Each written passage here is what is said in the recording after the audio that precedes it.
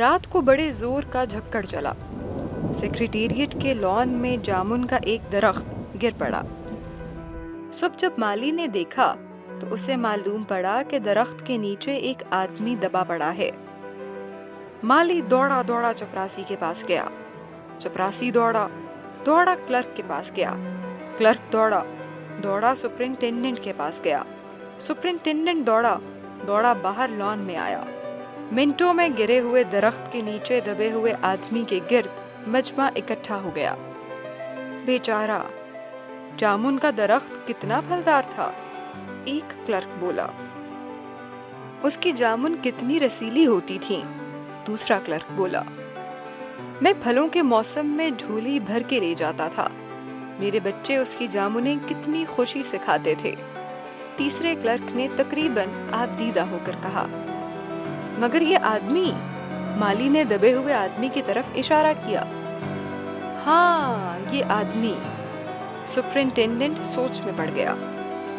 پتہ نہیں زندہ ہے کہ مر گیا؟ ایک چپراسی نے پوچھا۔ مر گیا ہوگا، اتنا بھاری تنا جس کی پیٹھ پر گرے وہ بچ کیسے سکتا ہے؟ دوسرا چپراسی بولا۔ نہیں، میں زندہ ہوں، دبے ہوئے آدمی نے بمشکل کراہتے ہوئے کہا۔ زندہ ہے، ایک کلرک نے حیرت سے کہا۔ درخت کو ہٹا کر اس کو نکال لینا چاہیے، مالی نے مشورہ دیا۔ مشکل معلوم ہوتا ہے، ایک کاہل اور موٹا چپراسی بولا۔ درخت کا تنا بہت بھاری اور وزنی ہے۔ کیا مشکل ہے؟ مالی بولا۔ اگر سپرنٹینڈنٹ صاحب حکم دے تو ابھی 15-20 مالی، چپراسی اور کلرک زور لگا کر درخت کے نیچے سے دبے آدمی کو نکال سکتے ہیں۔ مالی ٹھیک کہتا ہے۔ بہت سے کلرک ایک ساتھ بول پڑے۔ لگاؤ زور، ہم تیار ہیں۔ ایک دم بہت سے لوگ درخت کو کاٹنے پر تیار ہو گئے۔ ٹھہرو، سپرنٹینڈنٹ بولا، میں انڈر سیکریٹری سے مشورہ کر لوں۔ سپرنٹینڈنٹ انڈر سیکریٹری کے پاس گیا۔ انڈر سیکریٹری ڈپٹی سیکریٹری کے پاس گیا۔ ڈپٹی سیکریٹری جوائنٹ سیکریٹری کے پاس گیا۔ جوائنٹ سیکریٹری چیف سیکریٹری کے پاس گیا۔ چیف سیکریٹری نے جوائنٹ سیکریٹری سے کچھ کہا۔ جوائنٹ سیکریٹری نے ڈپٹی سیکریٹری سے کچھ کہا۔ ڈپٹی سیکریٹری نے انڈر سیکریٹری سے کچھ کہا۔ ایک فائل بن گئی۔ فائل چلنے لگی، فائل چلتی رہی۔ اسی میں آدھا دن گزر گیا۔ دوپہر کو کھانے پر دبے ہوئے آدمی کے گرد بہت بھیڑ ہو گئی تھی۔ لوگ طرح طرح کی باتیں کر رہے تھے۔ کچھ منچلے کلرکوں نے معاملے کو اپنے ہاتھ میں لینا چاہا۔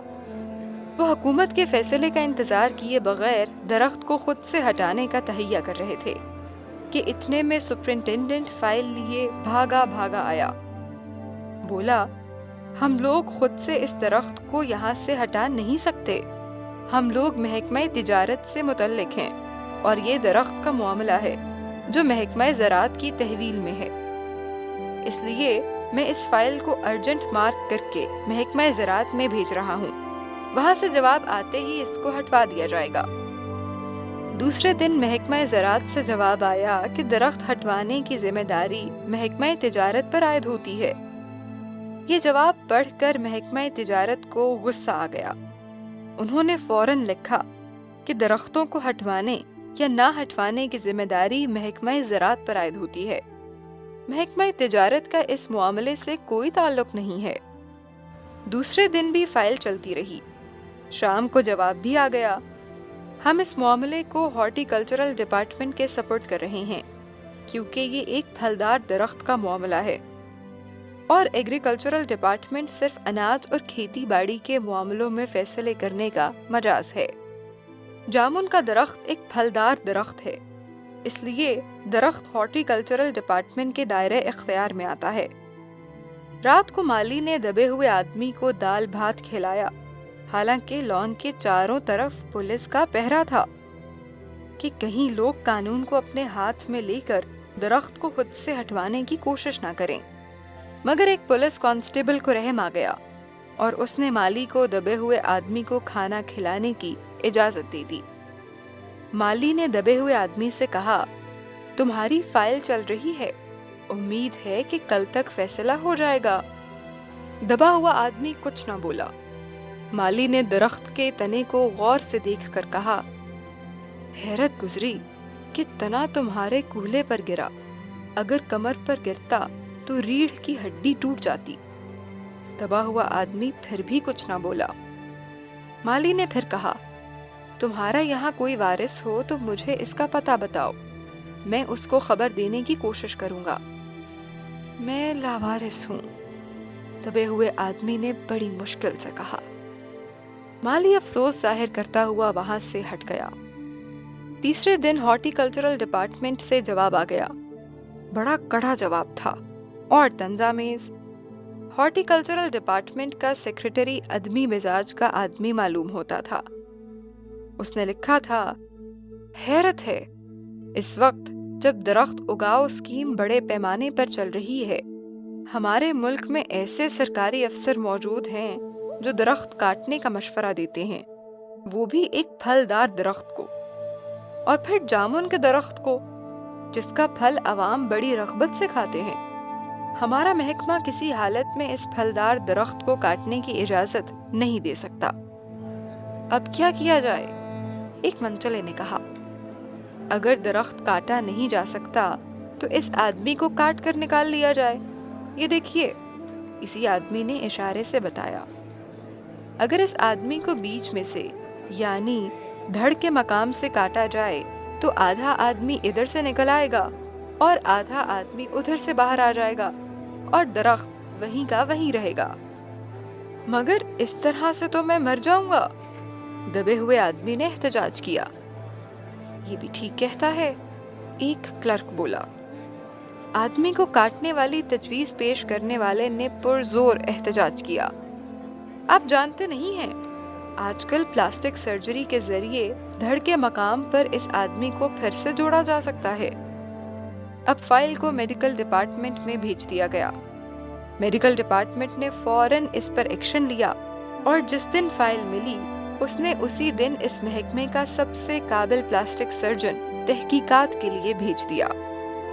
सर्जन ने दबे हुए आदमी को अच्छी तरह टटोल कर, उसकी सेहत देखकर, खून का दबाव, सांस की आमदोरफ्त, दिल और फेफड़ों की जांच करके रिपोर्ट भेज दी कि इस आदमी का प्लास्टिक सर्जरी का ऑपरेशन तो हो सकता है और ऑपरेशन कामयाब भी हो जाएगा, मगर आदमी मर जाएगा। लिहाजा ये तजवीज भी रद्द कर दी गई। रात को माली ने दबे हुए आदमी के मुंह में खिचड़ी के लुक़मे डालते हुए इसको बताया, अब मामला ऊपर चला गया है। सुना है कि सेक्रेटेरिएट के सारे सेक्रेटरियों की मीटिंग होगी, इसमें तुम्हारा केस रखा जाएगा। उम्मीद है सब काम ठीक हो जाएगा।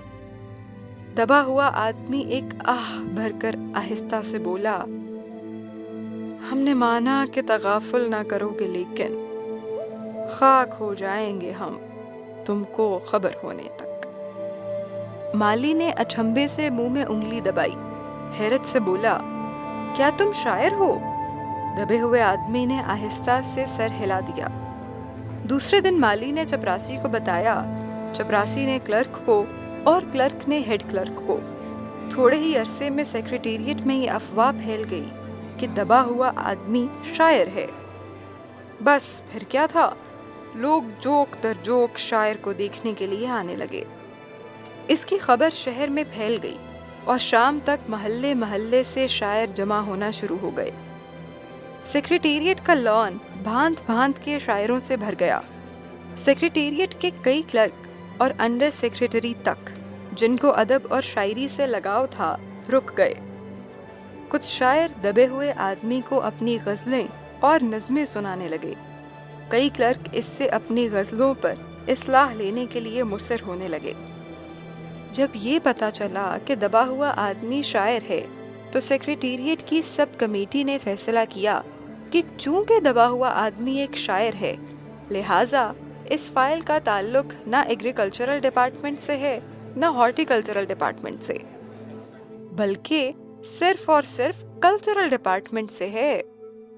पहले कल्चरल डिपार्टमेंट से इस्तेदा की गई कि जल्द से जल्द इस मामले का फैसला करके बदनसीब शायर को इस शजरे सायादार से रिहाई दिलाई जाए।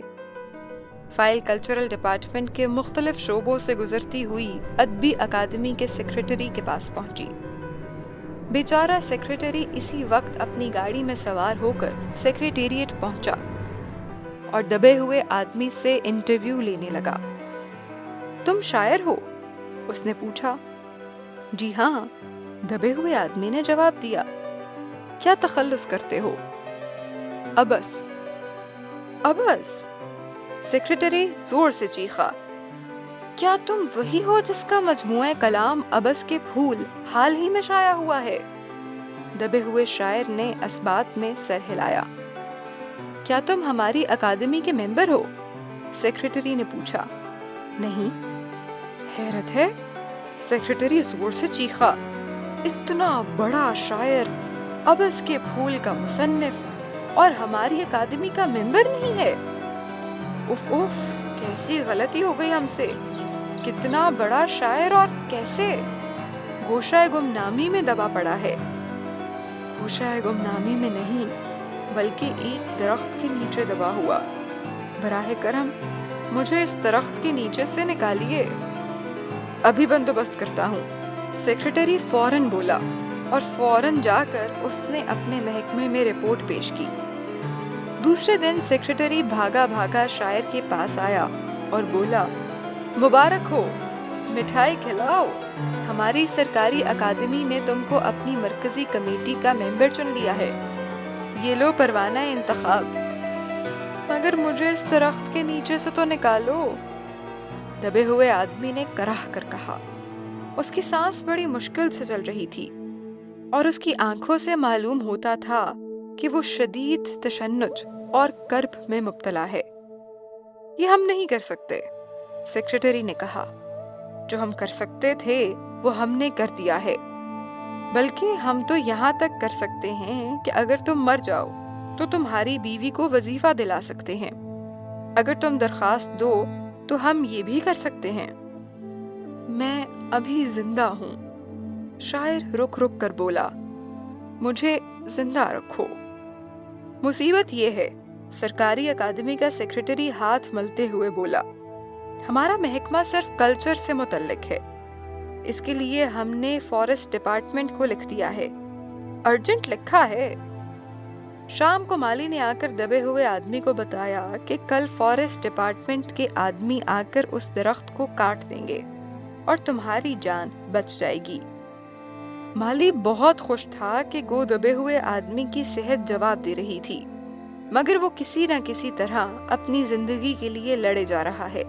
کل تک، صبح تک، کسی نہ کسی طرح اس کو زندہ رہنا ہے۔ دوسرے دن جب فارسٹ ڈپارٹمنٹ کے آدمی آری کلہاڑی لے کر پہنچے تو ان کو درخت کاٹنے سے روک دیا گیا۔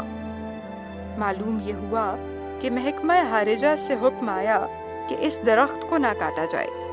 وجہ یہ تھی کہ اس درخت کو 10 سال پہلے حکومت پیٹونیا کے وزیر اعظم نے سیکریٹریٹ کے لان میں لگایا تھا۔ اب یہ درخت اگر کاٹا گیا تو اس امر کا شدید اندیشہ تھا کہ حکومت پیٹونیا سے ہمارے تعلقات ہمیشہ کے لیے بگڑ جائیں گے۔ مگر ایک آدمی کی جان کا سوال ہے، ایک کلرک غصے سے چلایا۔ دوسری طرف 2 حکومتوں کے تعلقات کا سوال ہے۔ دوسرے کلرک نے پہلے کلرک کو سمجھایا، اور یہ بھی تو سمجھو کہ حکومت پیٹونیا ہماری حکومت کو کتنی امداد دیتی ہے۔ کیا ہم ان کی دوستی کی خاطر ایک آدمی کی زندگی کو بھی قربان نہیں کر سکتے؟ شاعر کو مر جانا چاہیے۔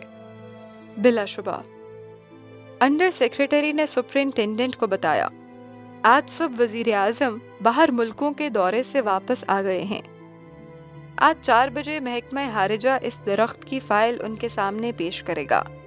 جو وہ فیصلہ دیں گے وہی سب کو منظور ہوگا۔ شام 5 بجے خود سپرنٹینڈنٹ شاعر کی فائل لے کر اس کے پاس آیا۔ سنتے ہو؟ آتے ہی خوشی سے فائل ہلاتے ہوئے چلایا، وزیر اعظم نے درخت کو کاٹنے کا حکم دے دیا ہے اور اس واقعے کی ساری بین الاقوامی ذمہ داری اپنے سر پر لے لی ہے۔ کل وہ درخت کاٹ دیا جائے گا اور تم اس مصیبت سے چھٹکارا حاصل کر لوگے۔